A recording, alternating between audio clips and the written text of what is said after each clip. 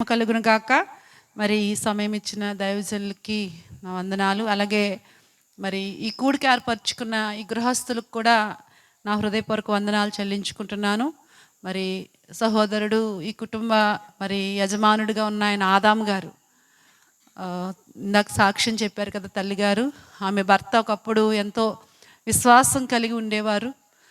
ఎంతో అనారోగ్యంతో ఉన్నప్పటికీ కూడా దేవుడి మీద ఆధారపడినప్పుడు దేవుడు మరి చనిపోతారు డాక్టర్లు చనిపోతారన్న ఆయన్ని మరి ఎంతో కాలం ఆయుష్ పొడిగించి ఆయనకి మరి చాలా కాలం బలహీనుడైనా కానీ దేవుడు మరి సజీవుడిగా ఉంచి తర్వాత రక్షణ పొంది దేవుని రాజ్యాన్ని ఆయన పొందుకున్నాడు. దేవుని స్తోత్రం.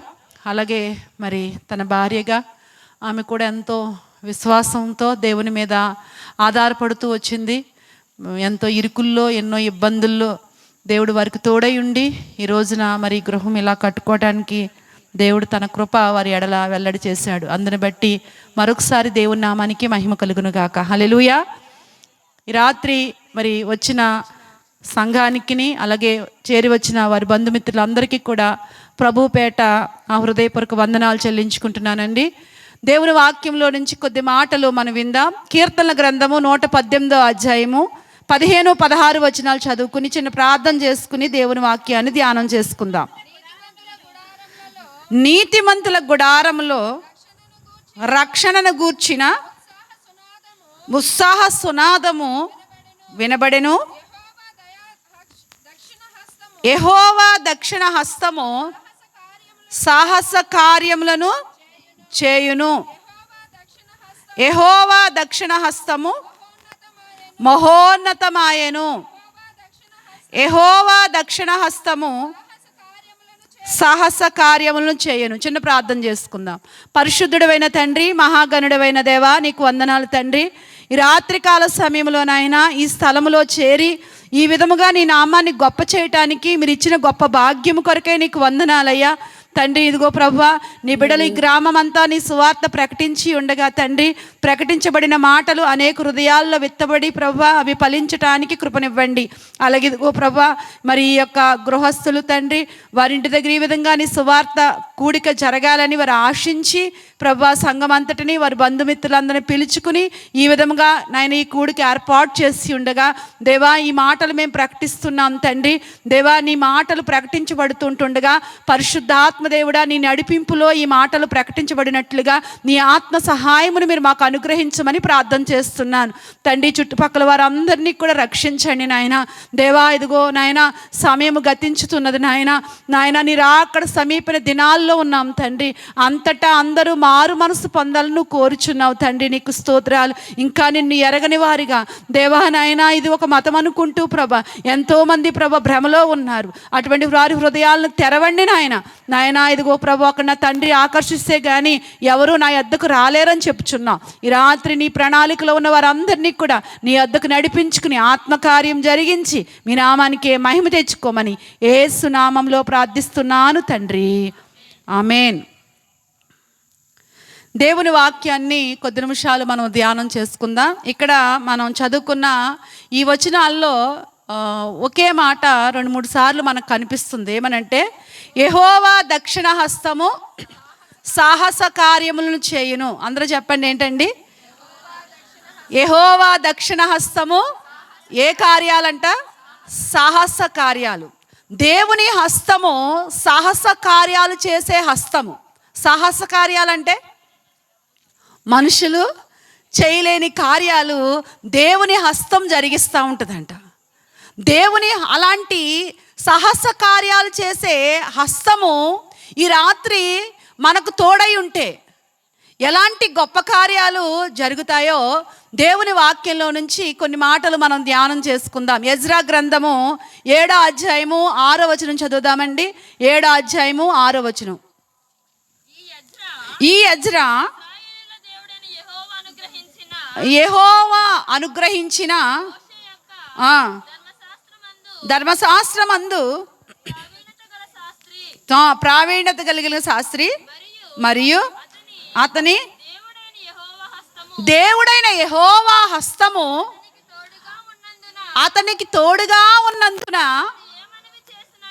అతడు ఏ మనవి చేసినను రాజు అనుగ్రహించెను. దేవుని స్తోత్రం. దేవుని హస్తము ఎవరికైతే తోడుగా ఉంటుందో, ఏమండి, దేవుని హస్తము తోడుగా ఉన్న వారి యొక్క మనవి అంటే వారి యొక్క అడిగే విధానం, ఏమండి, అడిగే విధానం అంట ఎవరికైనా కూడా ఏం పుట్టిస్తుందంట? అంగీకారం పుట్టిస్తుందంట. దేవుని స్తోత్రం. ఏమండి, ఏ సహాయము అడిగినా కానీ అది మనుషులనైనా దేవుణ్ణైనా, దేవుని హస్తము ఎవరికైతే తోడుగా ఉంటుందో వారి మనవి అంగీకరించబడుతుంది. ఎజ్రా కంట దేవుని హస్తము తోడుగా ఉందంట. దేవుని హస్తము తోడుగా ఉండడం వల్ల రాజు అతని మనవి చేసిన దానిని ఏం చేశాడట? అనుగ్రహించాడంట. దేవుని స్తోత్రం. నిజమే, అనుగ్రహం పొందాలి అంటే దేవుని హస్తం మనకి ఏమై ఉండాలి? తోడై ఉండాలి. దేవుని హస్తం తోడై ఉన్న, చూడండి, కీర్తనాకారుడు ఏమంటాడంటే 73వ కీర్తనలో 73వ కీర్తన 23వ వచనం కూడా చదవండి. 23వ వచనం, ఆయనను నేను ఎల్లప్పుడూ నీ యొద్దనున్నాను, నా కుడి చెయ్యి నీవు పట్టుకుని ఉన్నావు. దేవుని స్తోత్రం. అక్కడ అంటాడు, భక్తుడు అంటాడు కదా, ఇదిగో నీవు నన్ను పట్టుకుని ఉన్నావు. ఈ రాత్రి దేవుడు, ఏమండి, నీ చేయిని పట్టుకునే దేవుడు. ఈ రాత్రి ప్రకటించబడుతున్న దేవుడు ఏ దేవుడండి? నీ చేతిని పట్టుకునే దేవుడు. దేవుడు తన చేతిని నీకు తోడుగా ఉంచే దేవుడు. ఆయన చెయ్యి ఎలాంటిది అంటే సాహస కార్యాలు చేసే హస్తము. అలాంటి హస్తము, ఏమంటే, నీకు తోడుగా ఉంచుతాడంట. అలాంటి హస్తముతో నిన్ను పట్టుకుంటాడంట. ఎప్పుడైతే ఆయన హస్తము నీకు తోడుగా ఉంటుందో ఆయన హస్తముతో నిన్ను పట్టుకుంటాడు. బైబిల్ గ్రంథంలో దేవుని హస్తము ద్వారా ఎలాంటి కార్యాలు జరిగాయో మనము చూసినట్లయితే నిర్గమాకాండంలో 6వ అధ్యాయంలో 1వ వచనంలో మనం చూస్తే, నిర్గమాకాండము 6వ అధ్యాయము 1వ వచనం, అందుకు యెహోవా ఫరోకి నేను చేయబోచున్న దానిని నీవు నిశ్చయముగా చూచెదవు, బలమైన హస్తము చేత. దేవుని స్తోత్రం. చూడండి, ఇక్కడ ఇశ్రాయేలీయుల ప్రజలు, దేవుని జనాంగం బానిసత్వంలో ఉన్నారు. ఐగుప్తు బానిసత్వంలో ఉన్నారు. ఏమంటే, ఐగుప్తు రాజు ఫరో అంటే చాలా కఠినుడు. ఏమండి, అలాంటి కఠినుడైన ఫరో యొక్క బానిసత్వంలో ప్రజలు మగ్గిపోతూ ఉన్నారు. ప్రజలు ఆ బానిసత్వంలో అల్లాడిపోతూ ఉన్నారు. ఆ బానిసత్వంలో వారు నెమ్మది లేని వారిగా, సంతోషం లేని వారిగా, సమాధానం లేని వారిగా కొట్టుమిట్లాడుతూ ఉన్నారు. ఇంకా ఆ బానిసత్వం నుండి విడిపించటం అసాధ్యం అన్నంత భయంకరమైన పరిస్థితి. ఎందుకంటే ఫరో ఇనపగుండి లాంటి వాడంట. ఏ గుండె అంట? ఇనపగుండి లాంటి వాడంట. అంటే ఇనపగుండి కరుగుతుందా? అదే అండి, కరగదు కదా. అలాంటి భయంకరమైన మనస్తత్వం కలిగిన వాడంట ఫరో. నా చేతిలో నుంచి మిమ్మల్ని ఎవరు విడిపించగలరు? యెహోవా ఎవడు అని అడిగాడు. ఏమండి, ఎవడో యెహోవా ఎవరో ఫరోకి రుచి చూపించాడు దేవుడు. దేవుని స్తోత్రం. అలాంటి భయంకరమైన బానిసత్వంలో మగ్గిపోతున్న ఆ ప్రజలంట దేవుడు తన హస్తముతో విడిపించాడు. దేవుని స్తోత్రం. ఈ రాత్రి మరి అపవాది ఫరోకి పోల్చినట్లయితే అంతకంటే, ఏమండి, ఫరో కంటే భయంకరమైన మనస్తత్వం కలిగిన వాడు అపవాది. నేటి కాలంలో ప్రతి మనుషుడు కూడా అపవాది చేతిలో బంధించబడి ఉన్నాడు. అపవాది చేతిలో బానిసత్వం కలిగి ఉన్నాడు. పాపానికి, ఏమంటే, ప్రజలు అమ్ముడుపోయినట్టుగా అయిపోయారు. ఆజ్ఞను అతిక్రమించారు ఆదాము అవ్వలు. ఎప్పుడైతే ఆజ్ఞను అతిక్రమించారో ఆ రోజు నుంచి కూడా మనుషులందరూ కూడా పాపానికి అమ్మబడిన వారిగా ఉన్నారు. పాపమనే బానిసత్వంలో ఉన్నారు. అయితే పాపమనే బానిసత్వంలో ఉన్న మనుషుణ్ణి ఈ లోకంలో ఎవరు విడిపించగలరు? ఏమండి, ఎవరు విడిపించగలరు అంటే ఎవరు విడిపించటానికి ఆ శక్తి లేదు. ఎందుకంటే అందరూ పాపులే కనుక. ఏ భేదము లేదు. అందరూ పాపం చేసి దేవుడు అనుగ్రహించే మహిమను పొందలేకపోతున్నారు. కాబట్టి ఒక పాపి మరొక పాపిని విడిపించే శక్తి పాపిలో లేదు. కనుకనే ఏమండి, దేవాది దేవుడు, పరమందున్న దేవుడు ఈ లోకానికి కన్య మరియ గర్భంలో పరిశుద్ధుడిగా ఈ లోకంలో జన్మించాడు. దేవుని స్తోత్రం. ఏమండి, ఆయనే ఈ పాపమనే బానిసత్వం నుండి విడిపించగలిగిన శక్తిమంతుడు. దేవుని స్తోత్రం. ఏమంటే ఆ రోజున దేవుని హస్తము వారి యొక్క బానిసత్వం నుండి ఎలాగైతే ప్రజల్ని విడిపించిందో, ఈరోజు క్రీస్తు హస్తము ఏమండి ప్రజలందరినీ కూడా పాపమనే బానిసత్వం నుండి విడిపించటానికి ఏమండి ఆయన చూస్తున్నాడు. దేవుని స్తోత్రం. ఎవరైతే ఆయన యందు విశ్వాసం ఉంచుతారో, ఎవరైతే మరి యేసుక్రీస్తు దేవుడని తన నోటితో ఒప్పుకుంటారో, వారి మొట్టమొదటగా పాప బానిసత్వం నుండి విడుదల దొరుకుతుంది. ఆ రోజున ఇశ్రాయేలు ప్రజల్ని ఎవరు విడిపించలేరు. అక్కడ విడిపించడానికి ఎవరి శక్తి సరిపోదు. ఏమండి, నిజంగా వారిని విడిపించడానికి దేవుడు తన హస్తముతో ఎన్ని కార్యాలు చేశాడండి. నీళ్ళు ఏమైపోయినాయట, రక్తముగా అయిపోయినాయి. ఏమంటే ఐగుప్తు ప్రజలందరి మీదకి పేలు, ఏమండి కప్పలు, మిడతలు, ఏమండి ఎన్నెన్ని ఏమండి చిన్న చిన్న వాటిలతో దేవుడు వాళ్ళతో యుద్ధం చేశాడు. అయినప్పటికీ కరగలేదంట. నిజంగా 10 సూచక్రియలు, మనుషులకు అందని సూచక్రియలు అక్కడ దేవుడు తన హస్తము చాపి జరిగించాడు. వారి యొక్క కఠినమైన ఆ బానిసత్వంలో నుండి ఆ ప్రజల్ని విడిపించాడు తన హస్తము చాపి. దేవుని స్తోత్రం. దేవుడు తన హస్తము చాపితే ఎలాంటి బానిస బ్రతుకులనైనప్పటికీ కూడా విడిపించగలిగిన దేవుడు, సమర్థుడు. ఆయన హస్తములో అంత బలం ఉంది. ఏమండి, దేవుని హస్తం ఇంకెంత బలమైందంటే అపోస్తుల కార్యాల్లో 4వ అధ్యాయము 28వ వచనం చదవండి. 4వ అధ్యాయము 28వ వచనం. ఆ హస్తమును నీ సంకల్పమును వాటినన్నిటినీ చేయుటకై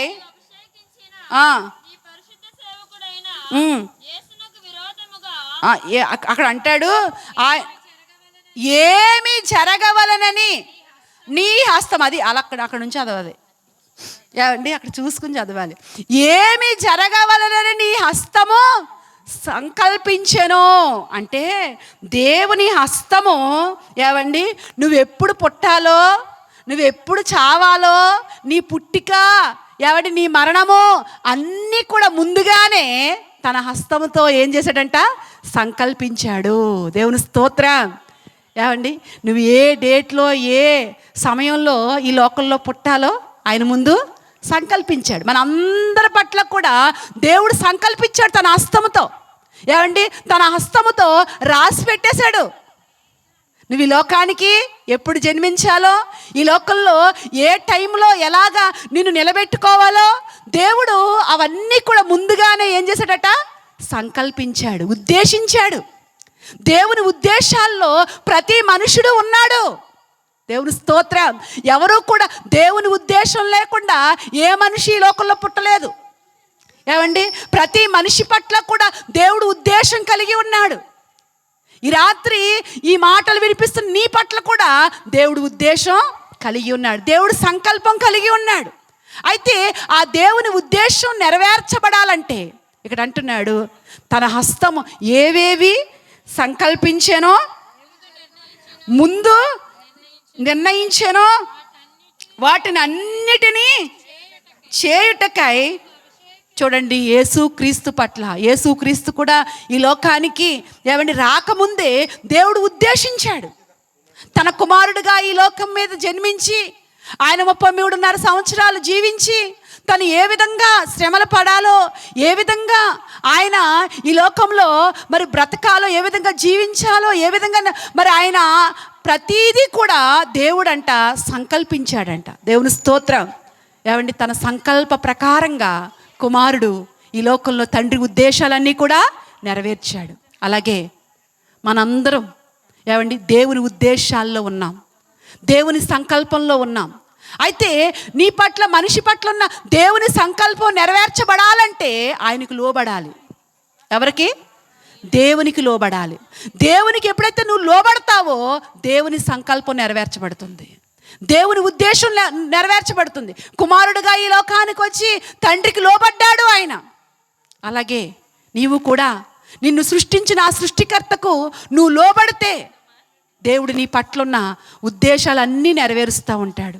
దేవుని ఉద్దేశాలకి, దేవుని సంకల్పాలకి ఎన్నో ఆటంకాలు రావచ్చు, కానీ నువ్వు దేవునికి లోబడితే వాటన్నిటిలో నుండి కూడా నిన్ను తప్పిస్తూ ఉంటాడు. దేవుని స్తోత్రం. చూడండి, మోషే పట్ల దేవుడు పుట్టకముందే ఒక ఉద్దేశం కలిగి ఉన్నాడు. ఏ ఉద్దేశం కలిగి ఉన్నాడు?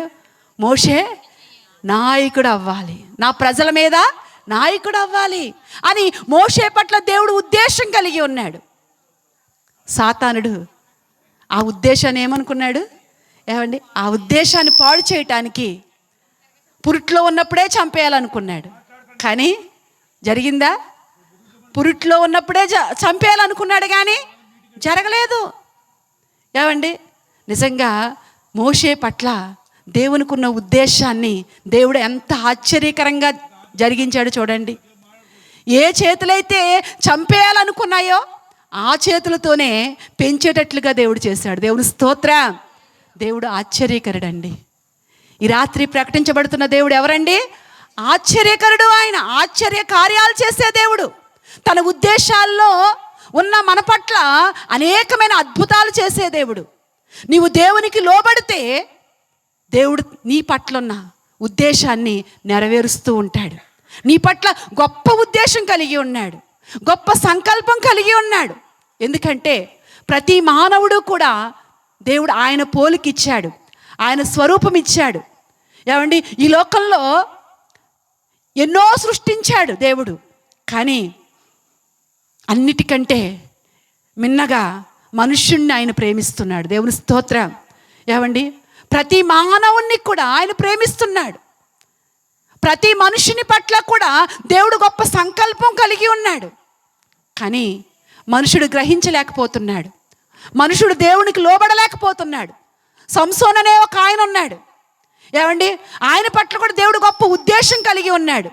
కానీ సంసోన్ అనే ఆయన పట్ల దేవుని ఉద్దేశం నెరవేరిందా అంటే నెరవేరకుండానే చచ్చిపోయాడు. ఏమండి, దేవుడు ఉద్దేశించాడు గొప్ప న్యాయాధిపతిగా ఉండాలి. ఏమండి, గొప్ప దేవుని కొరకు వాడబడే ఒక సాధనంగా ఉండాలి అని దేవుడు ఉద్దేశించాడు. కానీ వ్యభిచారానికి చోటిచ్చి, ఏమండి, మోహపు చూపుకు చోటిచ్చి దేవుని ఉద్దేశం అంతటినీ కూడా, ఏమండి, ఏంటంటారు చూడండి, కాలు రాచుకున్నారంట చూడండి, చేజార్చుకున్నారంట చూడండి, అలా చేజార్చుకున్నట్లుగా ఏమండి సంసోను జీవితం పతనమైపోయింది. ఈ రాత్రి దేవుడు మన పట్ల, ఇక్కడ ఉన్న వారి పట్లే కాదు, ఈ స్వరం ఎంత లెక్కైతే వినిపిస్తుందో, ఎవరైతే ఈ మాటలు వింటున్నారో వారందరి పట్ల కూడా దేవుడు గొప్ప ఉద్దేశం కలిగి ఉన్నాడు. ఈ లోకంలో నిన్ను ఆయన పుట్టించాడు. 100వ కీర్తనలో అంటాడు, మనల్ని ఆయన పుట్టించాడంట. ఉందా 100వ కీర్తనలోనే? ఏమండి, ఆయనే మనల్ని పుట్టించెను, మనము ఆయన వారము. దేవుని స్తోత్రం. ఆయనే మనల్ని పుట్టించాడు. ఈ లోకంలో నువ్వు, ఏమండి, నీ అంతటా నువ్వు పుట్టలేదు, నువ్వు పుట్టడానికి కారణం దేవుడు. ఏమండి, దేవుడే ఈ లోకంలో పుట్టించాడు నిన్ను. పుట్టించిన దేవునికి ఒక ఉద్దేశం ఉంది. ఏమండి, చెట్టు నాటాడు అంటే ఆ నాటాడంటే నాటిన వానికి ఒక ఉద్దేశం ఉంది. అలాగే ఈ లోకంలో నువ్వు జన్మించావు అంటే నీ జన్మకు కారణం ఉంది, ఉద్దేశం ఉంది. కాబట్టి ఆ ఉద్దేశం నెరవేరాలంటే ఆ సృష్టికర్త అయిన దేవునికి లోబడితే ఏమండి, దేవుడు తన ఇష్టానుసారంగా, తన సంకల్పానుసారంగా ముందుగా తన హస్తముతో ఏదైతే రాసి పెట్టుకున్నాడో నీ గురించి అదంతా కూడా నెరవేరుస్తూ ఉంటాడు. దేవుని స్తోత్రం. దేవుని ఉద్దేశాలంట హానికరమైనవి కావు, అవి ఎంతో మేలుకరమైనవి. నీ పట్ల ఉద్దేశించిన సంగతులు ఎంతో ఉన్నతమైనవి, ఎంతో మేలుకరమైనవి. కాబట్టి ఆ మేలుకరమైన ఉద్దేశాలు, ఆ ఆశ్చర్యకరమైన ఉద్దేశాలు నీ పట్ల నెరవేరాలంటే ఆ సృష్టికర్త అయిన దేవదేవునికి లోబడితే ఏమండి దేవుడు తన హస్తంతో రాసిన ఆ సంకల్పాలన్నీ కూడా నీ పట్ల నెరవేరుస్తాడు. అంతేకాకుండా అపోస్తుల కార్యాల్లో మరొక మాట అంటాడు. 10వ అధ్యాయం యోహాను సువార్తలో 10వ అధ్యాయం 28వ వచనం చదవండి. 10:28.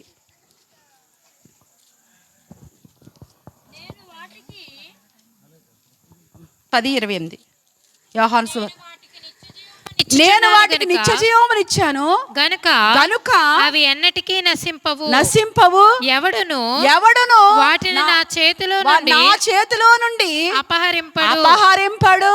తర్వాత వాటిని ఇచ్చిన నా తండ్రి అందరికంటే గొప్పవాడు గనుక నా తండ్రి చేతిలో నుండి ఎవడును అపహరింపలేడు. వాటిని అపహరింపలేడు. దేవుని స్తోత్రం. నేను వాటికి జీవం ఇచ్చాను. ఏమండి, ఆ జీవం నా చేతిలో ఉంది, వారి జీవం నా చేతిలో ఉంది. దేవుని స్తోత్రం. నిజమే, ఆయన జీవం ఇచ్చే దేవుడు. నేనే మార్గమును, నేనే సత్యమును, నేనే జీవమును. ఏమండి, ఆ జీవం, నీకు ఇచ్చిన జీవాన్ని ఆయన తన చేతితో పట్టుకుంటాడంట. ఆయన చేతిలో నుండి ఆ జీవాన్ని ఎవరు కూడా దొంగిలించలేరు.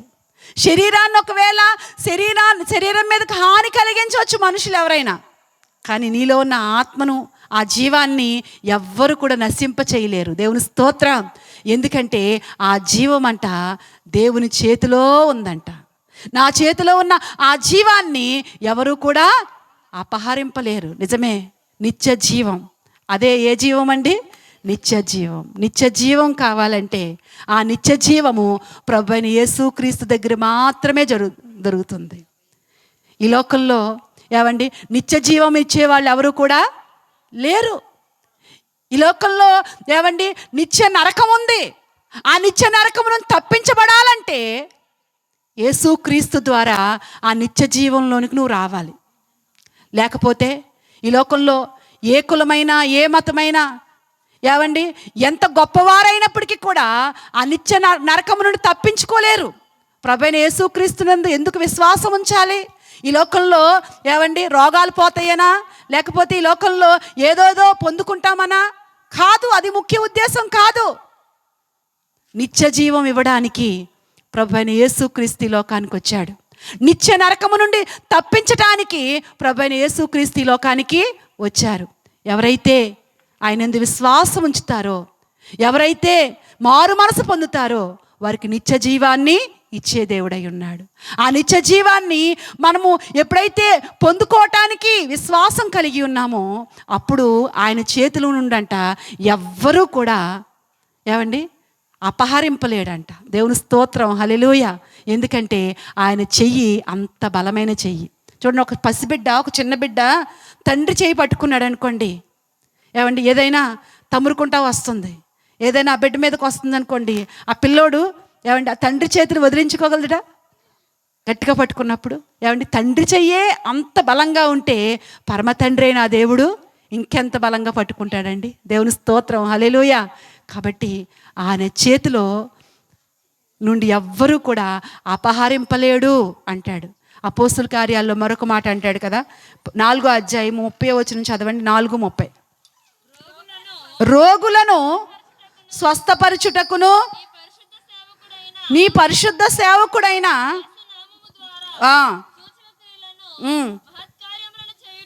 చేయుటకును నీ చెయ్యి చాచి ఉండగా చాలండి. చూడండి, నీ హస్తము చాచి ఉండగా ఏవండి రోగులు స్వస్థపరచబడుతున్నారంట. ఆయన హస్తం చాపినప్పుడు రోగులు ఏం చేయబడతారట? స్వస్థపరచబడతారు. నిజమే, ఆయన హస్తం ఎలాంటి హస్తం అంటే రోగులను స్వస్థపరిచే హస్తము. దేవుని స్తోత్రం. ఏ హస్తం అండి? రోగులను స్వస్థపరిచే హస్తం. ఈనాడు ఎంతోమంది ఆయన దగ్గరికి వచ్చినప్పుడు ఆయన కనికరపడిన సందర్భాలు ఎన్నో ఉన్నాయి. ఏమండి, కనికరపడి జాలిపడి స్వస్థపరిచిన సందర్భాలు ఎన్నో ఉన్నాయండి. నిజమే, ఆయన స్వస్థపరిచే దేవుడు. ఆయనకు అసాధ్యమైంది ఏదీ లేదు. బైబిల్లో చూసినట్లయితే ఎంతోమంది ఎన్నో తిప్పలు పడిందంట. ఒక ఆమంట ఎన్నో తిప్పలు పడింది, ఎన్నో వైద్యుల దగ్గర తిరిగిందంట. ఎక్కడా కూడా ఆమెకి విడుదల దొరకలేదు. విశ్వాసంతో ప్రభు వస్త్రపు చెంగు ముట్టిందంట. ప్రభు వస్త్రపు చెంగు ముట్టి, ఏమండి, నా వ్యాధిని ఈయన స్వస్థపరుస్తాడనే విశ్వాసంతో ఆ వస్త్రపు చెంగును ముట్టినప్పుడంట ఆమెలో ఉన్న రోగం అంట ఏమైందట, ఏమండి, వెంటనే ఆ రక్తస్రావం అంట ఆగిపోయిందంట. దేవుని స్తోత్రం. అంత క్రితం ఎన్నో తిప్పలు పడింది, ఎంతోమంది వైద్యుల దగ్గరికి వెళ్ళింది, కానీ ఏమీ నిరాశే మిగిలింది. నిరాశతో ఉంది, నిస్పృహతో ఉంది. కానీ నిరాశతో ఉన్న జీవితాన్ని దేవుడు బాగు చేశాడు. దేవుని స్తోత్రం. నిజమేనండి, వ్యాధులతో, బాధలతో, నిరాశలతో, నెమ్మది లేక కృంగిపోయిన వారిని లేవనెత్తే దేవుడు ఈ దేవుడు. ఆయనకు అసాధ్యమైనది ఏది కూడా లేదు. అందుకే ఆయన దగ్గరికి వచ్చి ప్రభువా ప్రభువా అని, ఏమండి, ఎంతో విధేయతతో బైబిల్లో ఒక ఆయన చూడండి, యోహాను సువార్తలో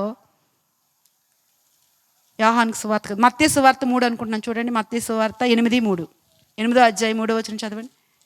కుష్ఠిరోగి 8వ అధ్యాయం 3వ వచనం. అందుకు ఆయన నీ చెయ్యి చాపి, పైకి చదవండి. ఇదిగో కుష్ఠిరోగి వచ్చి ఆయనకు మ్రొక్కి, ప్రభువా నీకు ఇష్టమైతే నన్ను శుద్ధినిగా చేయగలవనెను.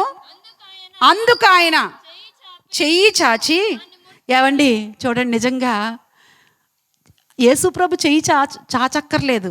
ఏమండి, స్వస్థత ఇదిగో నీకు స్వస్థత కలుగును కాకంటే నోటి మాటతో స్వస్థత వచ్చేస్తుంది. వస్తారాదా? ఏమండి, లోకాసు వార్తలో 10 మంది కుష్ఠరోగులు ఉన్నారు కదా. ఆ 10 మంది కుష్ఠరోగులు యేసు ప్రభు దగ్గరికి వచ్చినప్పుడు ఏమన్నాడు, ఏమండి, మీరు వెళ్ళి యాజకునికి కనపరుచుకోండి అన్నాడు. ఏమండి, అప్పుడు వారికి స్వస్థత వచ్చిందా రాలేదా? కానీ ఈయన మాత్రం చేత్తో ముట్టాడంటే. ఎందుకని? ఏమండి, ఈయన అడిగే విధానం, ఆయన విశ్వాసం.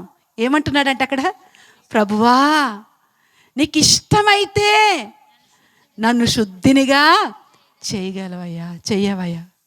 నీకు ఇష్టమైతే మ్రొక్కి, ఆయన పాదాలు మ్రొక్కి ఆయన మీద పడి, ప్రభువా నీకు ఇష్టమైతే, ఏమండి, విశ్వాసంతో ఎంతో దీనుడై దేవుణ్ణి అడుగుతుంటుంటే ఆయన చెయ్యి చాపంట వాణ్ణి ముట్టి, నాకు ఇష్టమే, నీవు శుద్ధుడు కమ్ము. దేవుని స్తోత్రం. వెంటనే ప్రభు తన చెయ్యి చాచి ఏమంటున్నాడు, నాకు ఇష్టమే నాయన, నాకు ఇష్టమే. నిజమేనండి, నీ విశ్వాసాన్ని చూసే దేవుడు.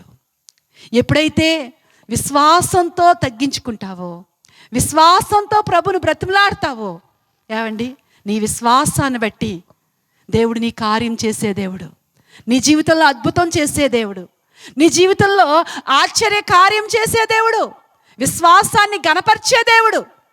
కాబట్టి ఆయన విశ్వాసాన్ని కోరుకుంటున్నాడు. ఇక్కడ దేవుడు తన చెయ్యి చాపి స్వస్థపరిచాడంట. అదే దేవుని హస్తం. పేతురు రాసిన పత్రిక 5వ అధ్యాయంలో, మొదటి పేతురు రాసిన పత్రిక 5వ అధ్యాయంలో 6వ వచనం చదవండి. 5వ అధ్యాయం 6వ వచనం. దేవుడు తగిన సమయమందు మిమ్మల్ని హెచ్చించినట్లు ఆయన బలిష్టమైన చేతుల క్రింద దీన మనస్కులై ఉండుడి. నిజమే, ఎప్పుడైతే దేవుని హస్తాల క్రింద మనం ఉంటామో, సాహస కార్యాలు చేసే ఆ దేవుని హస్తం, ఏవండి, మనవిని అంగీకరించే ఆ దేవుని హస్తం ఎవరికైతే తోడుగా ఉంటుందో, ఎవరైతే ఆయన హస్తాల క్రింద ఉంటారో, ఎలా ఉండాలంటే ఆయన బలిష్టమైన చేతుల క్రింద దీన మనస్కులుగా, దీనులుగా అంటే తగ్గించుకుని, ఎవరైతే తగ్గించుకుని ఉంటారో దేవుడు వారిని హెచ్చించకుండా ఉండడు. దేవుని స్తోత్రం. తగ్గించుకున్న వారిని హెచ్చించకుండా ఉండడు, గర్విష్ఠులకు తీర్పు తీర్చకుండా ఉండడు. బైబిల్లో చూసినట్లయితే, ఏమండి, గర్విష్ఠుల యొక్క గర్వాన్ని అణిచాడు, దీనులుగా ఉన్న వారిని పైకి లేవనెత్తాడు. దేవుని స్తోత్రం. నిజమే, దేవుని బిడ్డలుగా ఎప్పుడూ కూడా దీనులుగా ఏ కుటుంబంలో ఎవరైతే తగ్గించుకుంటారో వారిని హెచ్చిస్తాడండి దేవుడు. వారి ఉన్నతంగా ఒకరోజు నిలబెడతాడు. బైబిల్ గ్రంథంలో దీనులుగా ఉన్నారు, బలిష్టమైన చేతుల క్రింద దీనులుగా ఉన్న వారిని హెచ్చించాడు. ఎంత హెచ్చించాడో తెలుసా? గొర్రెల దొడ్డులో నుండి తీసి ఎక్కడ పెట్టాడంట? రాజ అంతఃపురంలో సింహాసనం మీద కూర్చుండబెట్టాడంట. దేవుని స్తోత్రం. నిజమే, అంతగా హెచ్చించే దేవుడు. అందుకనే అన్న అంటుంది, పెంట కుప్పల మీద నుంచి దీనులను పైకి లేవనెత్తువాడు. నువ్వు ఎంత దీనుడుగా ఉంటే దేవుడు అంతగా హెచ్చిస్తాడు. నువ్వెంతగా తగ్గించుకుంటా అంతగా దేవుడు ఉన్నతమైన స్థితిలో పెడతాడు. కాబట్టి ఈ రాత్రి దేవుని హస్తాల క్రింద దీనత్వం కలిగి ఉండడం నేర్చుకో. గర్విష్టిగా బ్రతక్కో. ఏవండి నాకేంటి ఏవండి అన్నట్టుగా ఉండొద్దు. దీనుడిగా ఉండు, తగ్గించుకో. నువ్వెంత తగ్గించుకుంటే అంతగా దేవుడు నిన్ను పైకి లేవనెత్తే దేవుడై ఉన్నాడు. కాబట్టి దేవుని హస్తము సాహస కార్యాలు చేసే హస్తము. అదే హస్తము ఈ రాత్రి పిలుస్తుంది. ఏమనో తెలుసా? చివరిగా చదువుకుని ప్రార్థన చేసుకుందాం. యెషయా గ్రంథము 65వ అధ్యాయము 2వ వచనం. 65:2. లోబడనల్లని ప్రజల వైపు దినమంతయు నా చేతులు చాపుచున్నాను. ఆయన చేతులు చాపుచున్నాడు. ఆ సాహస కార్యాలు చేసే ఆ యొక్క హస్తాలు చాపుచున్నాడు. రండి రండి, ఎవరైతే నా యొద్దకు వస్తారో వారికి నేను విశ్రాంతినిస్తాను. మీరు ఇంకా ఎన్నాళ్ళు లోబడకుండా ఉంటారు? మీరు ఇంకా ఎన్నాళ్ళు ఇది ఒక మతముగా అనుకుంటారు? ఇంకా మీరు ఎన్నాళ్ళు ఈ దేవుడు మాకు కాదనుకుంటారు? రండి రండి అని ఆయన హస్తాలు చాపుచున్నాడు. ఆయన హస్తాల్లోకి నువ్వు వచ్చినట్లయితే ఆయన హస్తాల్లో ఉన్న ఆ గొప్ప కార్యాలన్నీ కూడా నీ జీవితంలో జరిగిస్తాడు. అలాంటి సాహసం చేసే ఆయన దక్షిణ హస్తము నీకెప్పుడూ కూడా తోడుగా ఉంచుతాడు. అలాంటి బలమైన హస్తము ఎప్పుడు కూడా నీ చేయి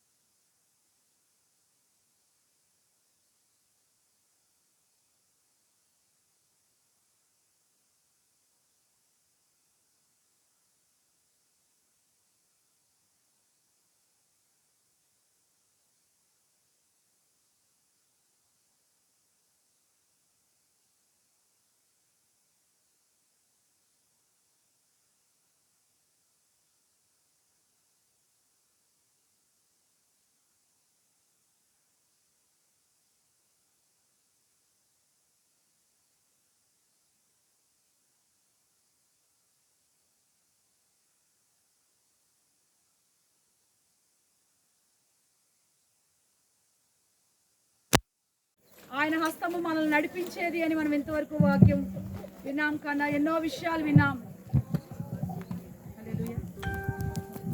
హల్లెలూయా.